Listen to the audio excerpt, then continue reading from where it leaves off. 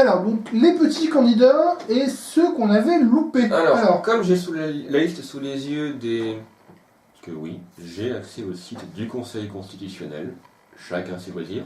Sur son portable. Sur mon portable, voilà. Parce qu'en fait, on s'est rendu compte à la dernière émission que Steven avait sur son portable les photos de l'Assemblée nationale et aussi des élections américaines État par État depuis le début de la République. Enfin, voilà. Tu me fais peur. On vous le dit, hein, Steven est quelqu'un de sympa, hein, mais il fait juste un peu. mais j'aime bien les élections. C'est ton dada. Bon alors, on avait parlé de... Bon, Alliot-Marie, on en a parlé, Artaud aussi. François Asselineau, président de l'Union Populaire Républicaine, l'UPR, qui est un parti de type néo-gaulliste. Le parti qui a augmenté son nombre d'adhérents de plus de 2000%. Oui, enfin bon, ils étaient 1, il y en a 2000 maintenant. Enfin, non mais c'était une campagne de pub qu'ils avaient fait à une époque. Le parti qui a la plus grosse croissance du nombre de militants, je crois qu'ils étaient passés effectivement de... Genre, ils avaient augmenté de plus de 300% leur nombre d'adhérents. Et là, tu fais, bah oui, de 2, tu passes à 6, c'est bon, quoi. Mais alors bon, l'UPR, je les suis sur Facebook. Alors, Asselineau, c'est un ancien pasquoyen, plutôt du 3e siècle pasquoyen, c'était pas du tout un proche, mais il a traîné un petit peu dans les milieux droite gaullistes un peu durs. C'est un ancien fonctionnaire, maintenant il est à la retraite. Et arrivé à 70 ans, il s'est dit je vais me lancer dans la politique en fondant mon propre parti. Bonne idée. Alors après, il fait des conférences historiques qui ne sont pas forcément inintéressantes, bon, qui sont vraiment sur cette ligne gaulliste, souverainiste, sortie de l'Union Européenne, mais par contre, les militants ont un côté extrêmement agaçant, c'est-à-dire, bon, il y a un gars qui circule sur Facebook, c'est un type qui est devant une pissotière dans les toilettes. Il y a plein de pissotières vides. Lui, il y a un type qui vient juste à côté de lui pour faire donc la petite commission. Et qui se tourne vers lui et qui dit « Vous connaissez l'UPR ?» Et en fait, c'est ça. Mais j'ai assisté à des tas de réunions politiques ou à des conférences, historiques ou économiques ou n'importe quoi. Et il y avait un type que je voyais systématiquement, qui était toujours là, et qui disait, voilà, il y avait toujours une question et puis à la fin « Est-ce que vous connaissez l'UPR ? Est-ce que vous comptez voter Asselineau ?» Tu m'en avais parlé. Oui. Et le mec, il faisait systématiquement ça. Mais arrête, gars, ton parti, il va mettre 30 ans à se développer, et ton mentor, on peut parler de mentor, il va crever d'ici, je ne lui souhaite pas, mais l'espérance de vie normale d'un homme étant de 83 ans, je crois, en France, et qui, lui, il a déjà 70 ans, et qui se lance en politique sérieuse, vraiment électoraliste, à 70 ans, ça va jamais marcher. Mais ça me rappelle ce que j'ai pu observer dans des meetings du NPA, où il y a toujours un membre de Hello, du coup je connaissais le membre de Hello cette fois-ci, qui pose toujours la question de et qu'est-ce que vous pensez de la Hello ? Est-ce que vous êtes toujours trotskiste ? Et ça me permet de penser ça. Non, du coup, non. Cheminot, on en a parlé, Dupont-Aignan aussi. Alors, Bastien Faudeau, alors de tête, je crois que c'est le type qui a succédé à Chevènement à la tête du mouvement républicain citoyen, le MRC, donc les socialistes patriotes, on va dire. En gros, c'est ça la ligne Chevènement. Celui-là, je le connais pas. Il s'appelle comment ? Alors, je vais vous dire les noms. Fessard de Foucault. Ça vous dit quelque chose ? Non. Fillon. Jean-Pierre Gorge. Il a quand même 11 parrainages. Montréguineau, on en a parlé. Stéphane Guyot. Je connais pas. Bon, Benoît Hamon. Yannick Jadot, donc, qui a rejoint l'équipe de Hamon. Qui est pour moi le ralliement que je comprends pas. Ils ont été... Les Verts, c'était vraiment le pire allié pour les socialistes. Ils les ont critiqués tout le temps, ils n'étaient jamais d'accord avec eux. Et à la fin, ils disent non, mais t'as exactement ce que tu dis, c'est comme dans le Pokémon. Ils se battent et à la fin, ils sont copains. Enfin, les Verts en même temps, quoi. Alexandre Jardin, Alain Juppé, qui a déjà un parrainage. Donc ça veut dire que la roue de secours est préparée. Hein. Pierre Larouturou, le nom me dit quelque chose, mais j'ai aucun souvenir de ce qu'il faisait. Jean Lassalle, c'est un sécessionniste du Modem. Oui. C'était un élu des Pyrénées, celui qui avait chanté une chanson de Gaston Phébus à l'Assemblée nationale. Mais c'est celui qui a été devenu célèbre pour avoir fait une grève de la faim de plus de... fait une longue grève de la faim. Il a fait une grève de la faim à l'Assemblée nationale et il a fait aussi un tour de France à pied. Oui, voilà, oui. Donc c'est plutôt un candidat folklorique. C'est un candidat de terroir. Voilà, pour lequel j'ai beaucoup de sympathie, notamment parce qu'il connaît Gaston Phébus. Ancien français. Mais tu vois, c'est un sécessionniste centriste, enfin une scission du centre. Bon, chez Trotsky c'est normal, mais chez les centristes, putain. Pourquoi tu fais ça, Jean? Jeannot, t'avais ta place au Modem. Voilà, tu pouvais continuer, être élu député dans le Béarn. Oh, il serait élu. Il serait élu député. En plus, il est assez populaire dans sa circonscription. Hein. Il serait élu. Non, il serait élu dans sa circonscription, c'est pas un problème. Mais bon, il fait ça, c'est pour moi plus une candidature de témoignage qu'autre chose. Oui. Donc Marine Le Pen, Emmanuel Macron. Putain, Macron, il a déjà 464 parrainages. C'est hallucinant. Charlotte Marchandise, je connais pas. Je résiste à l'audition une blague. Charlotte Frêve, il me connaît dans ce genre-là? Non. Bon. Jean-Claude Martinez. Jean-Claude Martinez, c'est un sécessionniste du front, plutôt sur la ligne.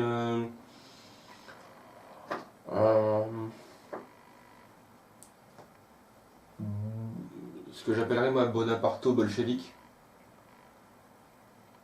État fort, un petit peu interventionniste et assez branché sur la question des relations avec l'Amérique latine. D'accord. Il pense qu'il y a des ponts géopolitiques à construire avec l'Amérique latine pour des raisons culturelles et linguistiques. Ok.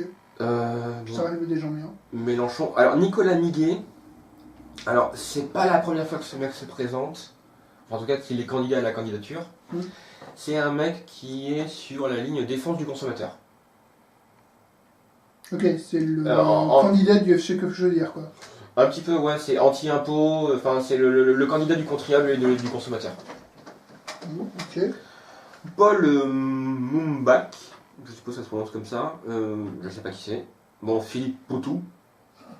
Il y en est où dans les signatures, lui? 36.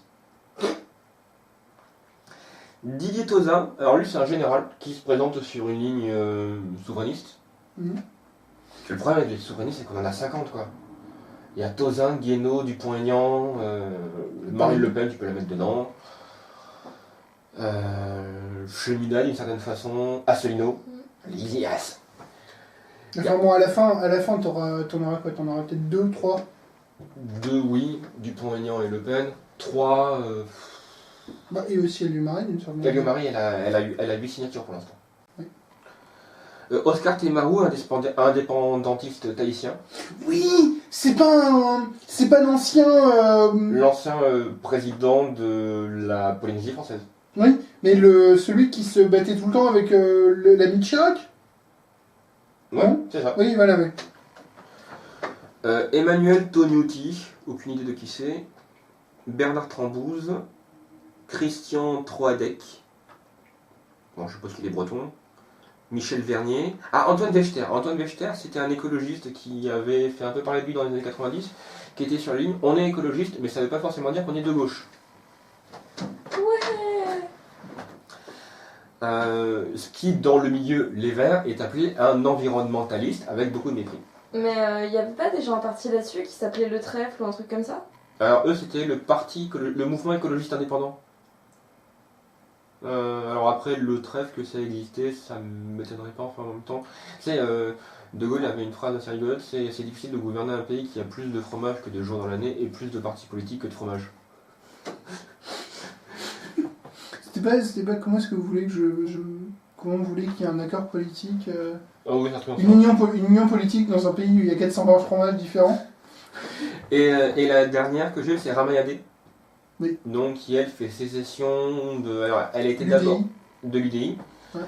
Avec Borloo. Voilà. Donc, c'est une énième candidature. Elle a déjà 29. Bon, c'est pas énorme, hein, mais 29 quand même, parrainage. Ah, mais ça, c'est parce qu'elle a envoyé sa photo au maire. C'est mesquin. J'ai pas dit l'esquin. J'ai pas fait. Oui, d'ailleurs, ce qui est drôle, c'est qu'aucun des candidats, des petits candidats farfelus n'a... Non. Je suis très déçu que Morcey n'ait pas, ou Sylvain Durif n'ait pas une signature. Alors, Durif, je pense pas qu'il puisse les avoir. Morcey non plus. Non, mais Morcey, c'est juste pour le buzz qui fait ça. Oui, je sais. Il y a aucune raison. Lasquin, là en ce moment, parce que évidemment je le suis sur Twitter et sur Facebook. Un héros. Le 15-18. Tu Et- veux dire quelque chose sur le sujet? Alors, pour citer le 15-18, Parle plus fort. pour citer le 15-18, son programme il est très bien, mais il est un peu trop libéral. C'était la sortie du 15-18. Ça doit être un Congoïde assimilé qui a dit ça. Mon Dieu. Allez vraiment voir la communication sur les réseaux sociaux de Lesquin, vous comprendrez ce que je veux dire par Congoïde assimilé. Alors c'est bon, c'est faux. C'est assimilé? Oui, assimilé. C'était pas intégré? Ah peut-être. Enfin en tout cas c'est l'un des deux. Lasquin maintenant qui est sur la défense de François Fillon et qui invite à une manifestation soit ce week-end, soit le week-end prochain en soutien à François Fillon contre les juges. Bah, c'est dimanche qu'il y a une manifestation de soutien à François Fillon. Ah mais voilà. Je n'ai pas compris d'ailleurs le slogan de la manifestation, parce que globalement le slogan c'est pour François Fillon contre les juges. Oui, c'est ça. Oui, après C'est exactement ça. Oui, non mais oui. Qu'est-ce que t'as pas compris? C'est l'idée. Oui, bah oui, mais moi non. Ça ne... Ouais. Je vois pas ce que tu comprends pas dans la phrase. Hein. C'est une phrase non verbale où Ouais. on est au-delà de la phrase sujet-verbe. Je sais, mais... Non, moi c'est le principe du truc qui me dépasse. Mais bon. Bref. On est sur la critique assez classique quand même, surtout en France, Des élites. Non, du gouvernement des juges. Oui. En fait, c'est ça. Le truc totalement... le truc qui n'a jamais existé, sauf peut-être dans une très courte période entre 1785 et 1787. Quand même, voilà, 1788, allez, je vais être gentil. Donc on est sur le folklore d'un truc tellement improbable et ancien que même moi je ne l'ai pas connu. On vit quand même dans un pays qui a du mal à penser ses clés, quelles qu'elles soient. Oui, ça, je confirme, hein. Je te rappelle que je côtoie souvent des personnes qui ont encore du mal à considérer que la révolution a pu exister. Voilà, Quoi? des amis communs qui ont encore du mal avec ça.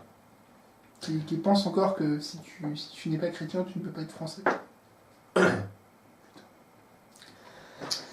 Mais on a comme je connais personnellement des gens pour qui le premier vrai crime contre l'humanité, c'est le massacre des Saxons à Verdun par Charlemagne. Oh non, moi j'en connais pour qui le premier vrai crime contre l'humanité, c'est le fait d'avoir tué le Christ. Hein. Ah ouais. Voilà, les gars sont là. Alors, la première erreur judiciaire, je dis pas.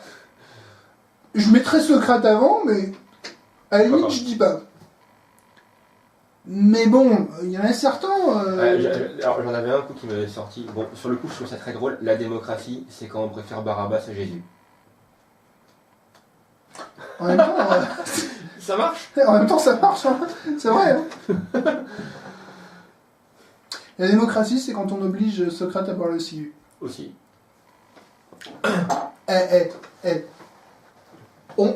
Alors, vous l'aurez, on va faire un petit teaser, vous l'aurez dans une prochaine émission, mais tu vois, si j'avais été vraiment chaud le jour de mon oral de L1, j'aurais pu le sortir au prof.